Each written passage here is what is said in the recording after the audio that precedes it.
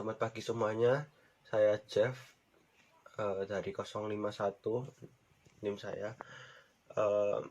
Hari ini saya akan mempresentasikan tentang apakah seorang minoritas bisa menjadi presiden atau pemimpin dengan jabatan berskala besar. Ya, jawabannya adalah bisa. Menurut Panji Pragiwaksono, seorang jubir dari Anies Baswedan, waktu pilkada lalu, dia mengatakan bahwa seorang minoritas bisa saja menjabat sebagai presiden atau pemimpin dengan berskala besar, tapi harus memiliki syarat tertentu, yaitu yang pertama dia harus menjadi versi terbaik dari kaum minoritas tersebut. Kita ambil contoh seorang yang mungkin beragama Katolik, siapapun itu bisa menjadi pemimpin presiden, tapi dia harus jadi perwakilan terbaik dari kaum Katolik tersebut. Kita ambil contoh Obama. Obama di Amerika Serikat bisa mengalahkan lawannya dengan cara apa? Dengan cara rebranding. Dia merupakan presiden berkulit hitam pertama di Amerika Serikat.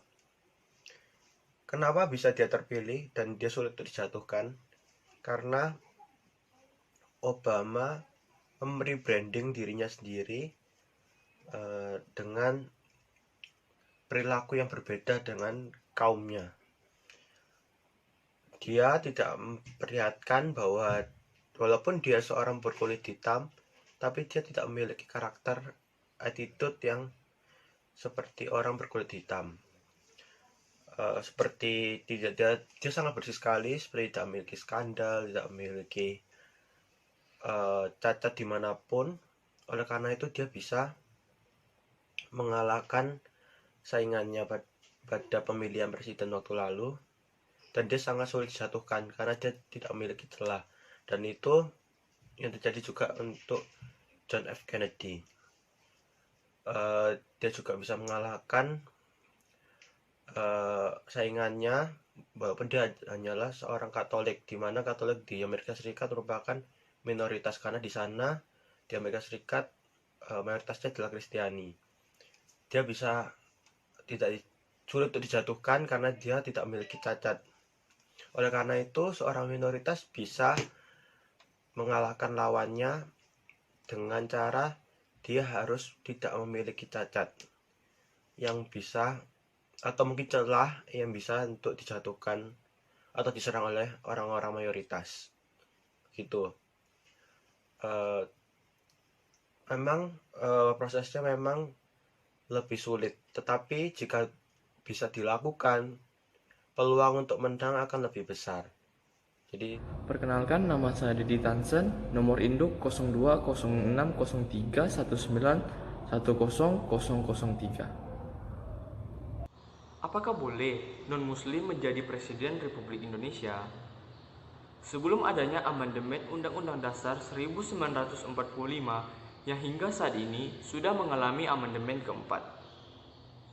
Ada pasal 6 ayat 1 dari Undang-Undang Dasar 1945 yang mengatur mengenai syarat bagi seorang presiden Republik Indonesia. Bunyi pasal 6 ayat 1 dari Undang-Undang Dasar 1945, yaitu presiden ialah orang Indonesia asli. Lebih dari 50 tahun bangsa ini mempraktikkan asas konstitusional orang Indonesia asli yang bisa menjadi presiden Republik Indonesia. Dan praktek kenegaraan kita memberikan realitas bahwa selama ini Presiden Republik Indonesia adalah orang Indonesia asli. Dalam perubahan ketiga Undang-Undang Dasar 1945 yang diputuskan dalam rapat paripurna MPR Republik Indonesia ke-7 pada tanggal 9 November 2001, ada perubahan fundamental mengenai syarat asli orang Indonesia.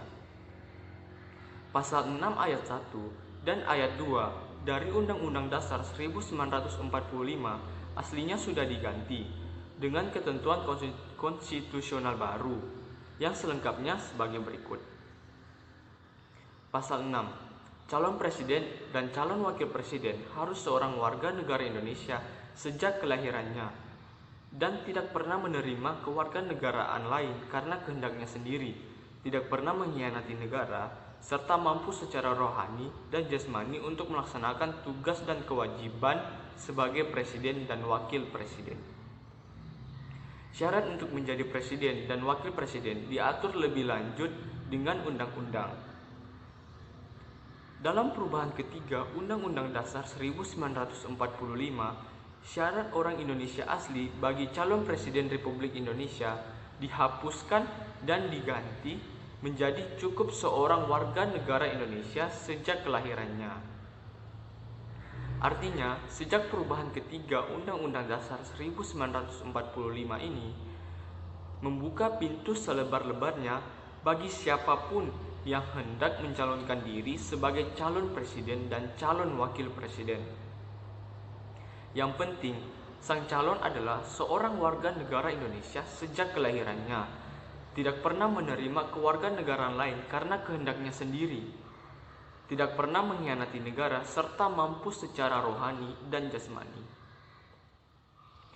Peluang konstitusional tersebut terbuka warga negara berketurunan Cina, Arab, India, dan keturunan bangsa-bangsa lainnya di dunia, serta agama apapun untuk menjadi presiden dan wakil presiden Republik Indonesia.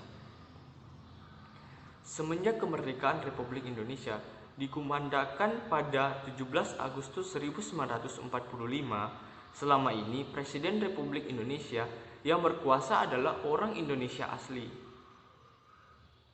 Praktek kenegaraan atau konvensi kenegaraan kita selama ini memang hanya mengenal presiden yang merupakan warga negara Indonesia asli dan beragama Islam. Dari ke-8 orang Presiden Republik Indonesia yang pernah menjabat selama ini, senyatanya memang beragama Islam. Bahkan pasangan wakil presiden beragama Islam.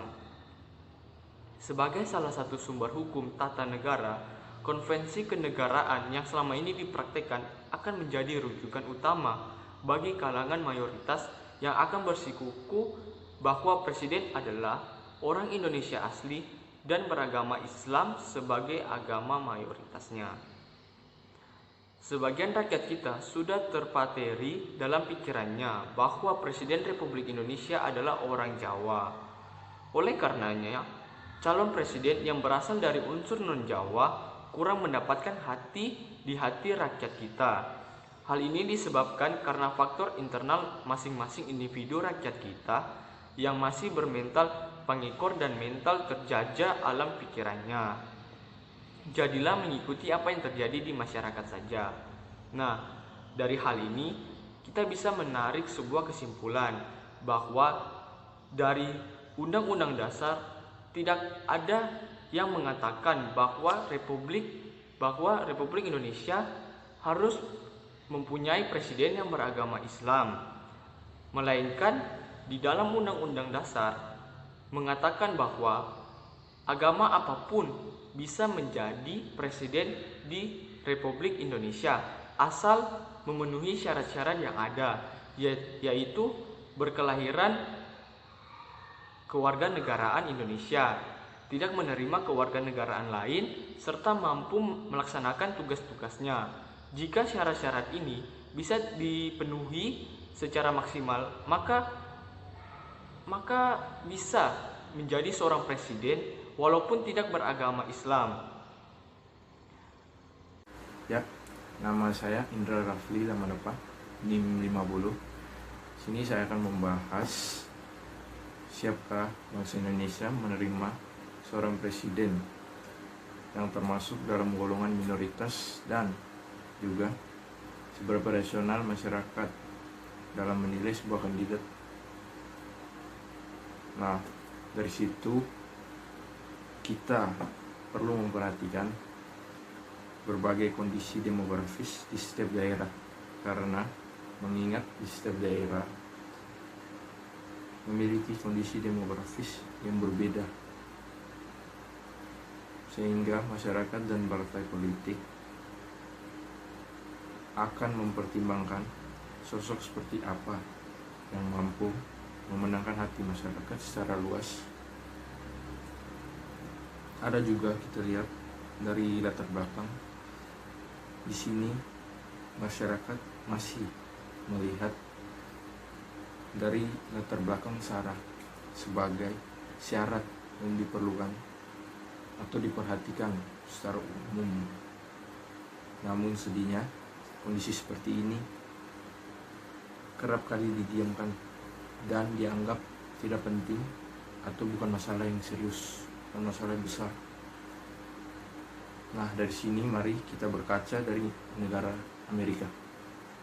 Amerika sangat sulit menerima seorang presiden yang berkulit putih dan juga beragama Protestan. Nah, kita ambil contoh di sini Barack Obama dan John F. Kennedy merupakan contoh yang orisinil. Melalui pengalaman Amerika tersebut, kita bisa melihat bahwa seorang pemimpin masyarakat seharusnya tidak dinilai dari latar belakang SARA saja, tetapi dari kapasitas yang dimiliki juga, dan juga kinerjanya dan prestasi juga perlu diperhatikan. Lantas, setelah 70 tahun merdeka, Indonesia telah berhasil menerima beberapa wakil masyarakat sendiri dari golongan minoritas dan juga mematahkan stigma bahwa seorang pemimpin itu harus berdasarkan asal, agama, dan suku tertentu. Itu bisa dipatahkan. Hal ini yang menyiratkan bahwa Indonesia pada dasarnya memiliki potensi yang lebih besar dalam hal menerima perbedaan dibandingkan dengan negara-negara lainnya.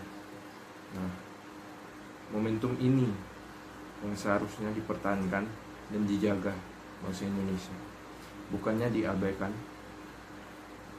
karena hal ini menjadi dasar masyarakat Indonesia dapat lebih menilai seseorang bukan karena latar belakang SARA, tetapi berdasarkan prestasi seseorang. Dan dengan itu negara ini bisa saja dipimpin seseorang yang dari kalangan minoritas atau golongan minoritas dari segi agama, suku, ras, dan jenis kelamin,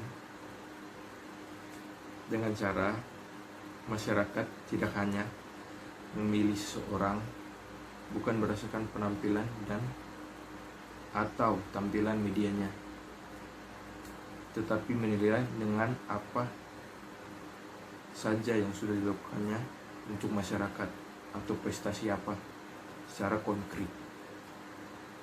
Salah satu contohnya di Indonesia telah menerima seseorang pemimpin masyarakat yang minoritas, yakni Basuki Cahayapurnama atau kita kenal Ahok. Beliau juga seorang Tionghoa dan kehadirannya menimbulkan pro dan kontra, karena Ahok dikenal berhasil atau dapat membenah Jakarta lebih baik dari pemimpin-pemimpin yang sebelumnya. Nah, hal ini terlihat dari pembenahan sistem masalah banjir, pembangunan MRT, dan juga pembenahan tata ruang kota.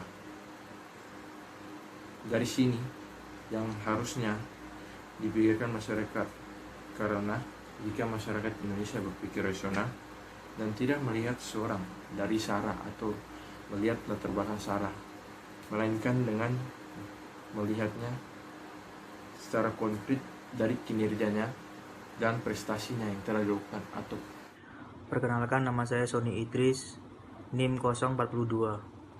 Saya mau menjelaskan tentang mungkinkah seorang yang pandai perempuan Tionghoa dari agama Konghucu bisa menjadi presiden di Indonesia. Sampai saat ini di Indonesia tidak ada undang-undang yang mengatur bila perempuan tidak diperkenankan memegang kekuasaan dalam pemerintahan. Banyak sekali contohnya kaum perempuan yang telah berhasil memimpin sebuah wilayah, baik menjadi kepala desa, camat, bupati, wali kota, bahkan presiden. Menurut catatan sejarah, kepemimpinan di negara-negara lain pun banyak memberikan bukti keberhasilan seorang perempuan. Contohnya di Pakistan ada yang bernama Benazir Bhutto, yang kedua di Inggris ada Margaret Thatcher. Masih banyak lagi pemimpin-pemimpin perempuan yang mampu dan berhasil membawa negara atau masyarakatnya pada kesejahteraan. Di Indonesia sendiri banyak pemimpin perempuan yang muncul, contohnya seperti Ibu Presiden kita kelima, yaitu Ibu Megawati Soekarno Putri, yang kedua Wali Kota Surabaya Ibu Risma, yang ketiga Ibu Khofifah Indar Parawansa sebagai menteri dulunya, tapi sekarang menjadi Gubernur Jawa Timur, yang ketiga Sri Mulyani sebagai menteri dulunya. Dan banyak perempuan Indonesia yang sangat potensial untuk menyumbangkan kemampuannya dalam memimpin di negeri tercinta ini.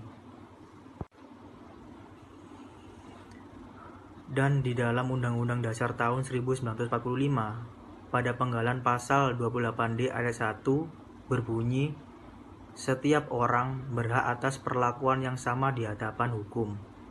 Yang kedua, pasal 28D ayat 3 Undang-Undang Dasar tahun 1945, amandemen kedua mengamanatkan setiap warga negara berhak memperoleh kesempatan yang sama dalam pemerintahan. Yang ketiga, pasal 28H ayat 2 yang berbunyi, setiap orang berhak mendapatkan kemudahan dan perlakuan khusus untuk memperoleh kesempatan dan manfaat yang sama guna mencapai persamaan dan keadilan. Tetapi dalam agama, fitrah perempuan adalah dipimpin, bukan memimpin. Lalu, apakah kepemimpinan perempuan diperbolehkan oleh agama Islam? Mari kita telah ada beberapa potongan ayat suci Al-Quran dan hadis berikut yang mau saya bacakan. Kaum laki-laki itu adalah pemimpin bagi kaum wanita. Oleh karena itu, Allah telah melebihkan sebagian mereka laki-laki atas sebagian yang lain wanita.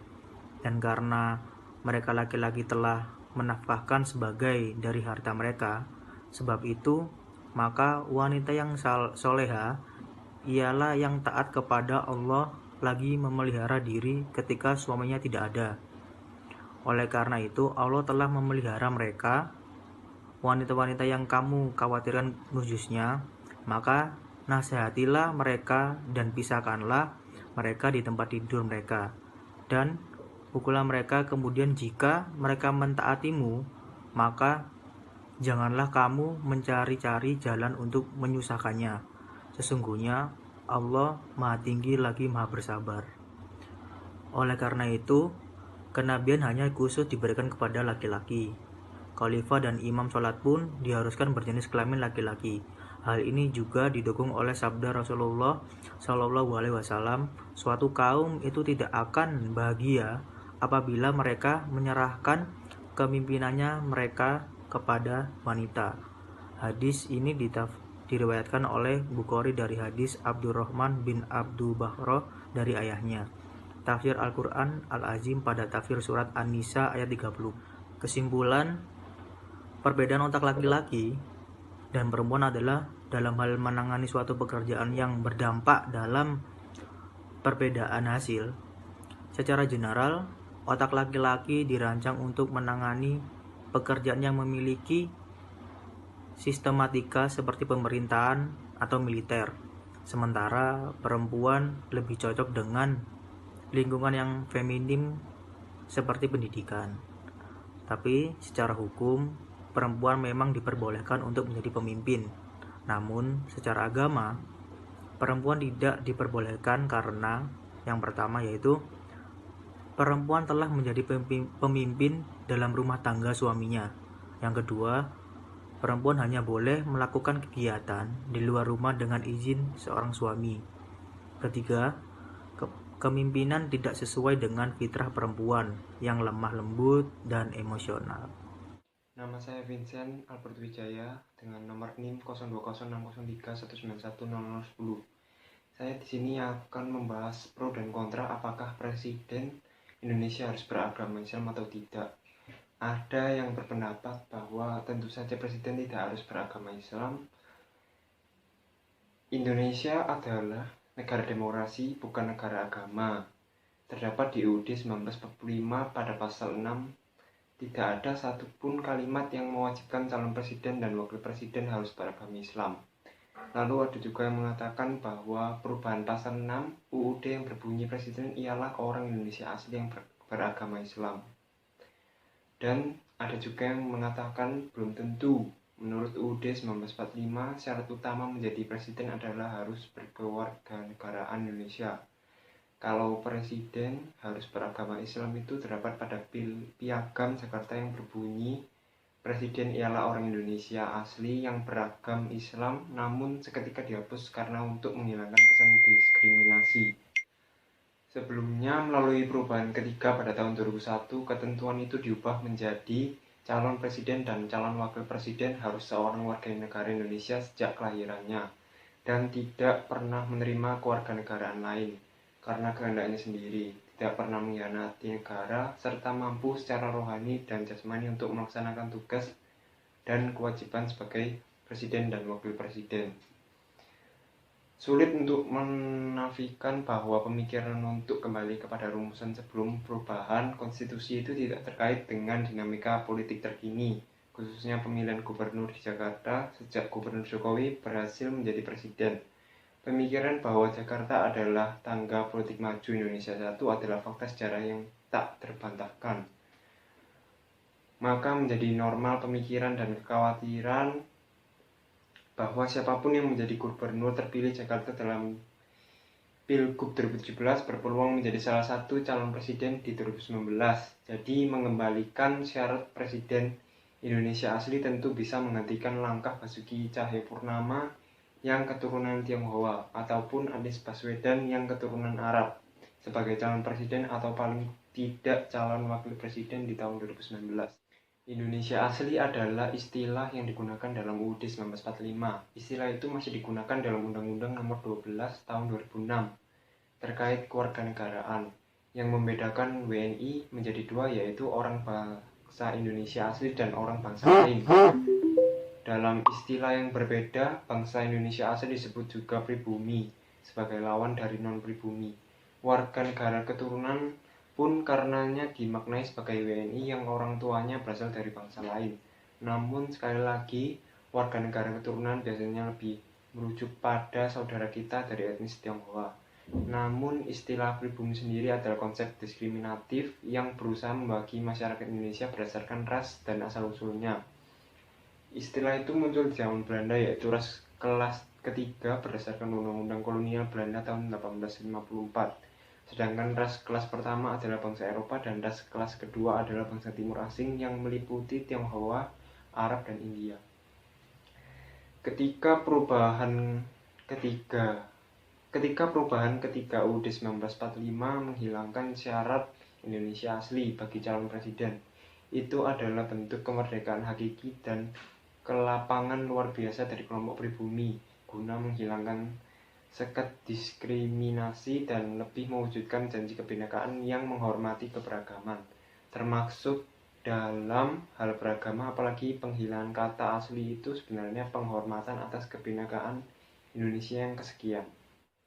Penghormatan pertama kelompok pribumi Islam untuk merawat dan merajut Indonesia yang berbineka adalah ketika para pendiri bangsa kita pada tanggal 18 Agustus 1945 menyetujui draft UUD 1945 yang disiapkan BPUPKI.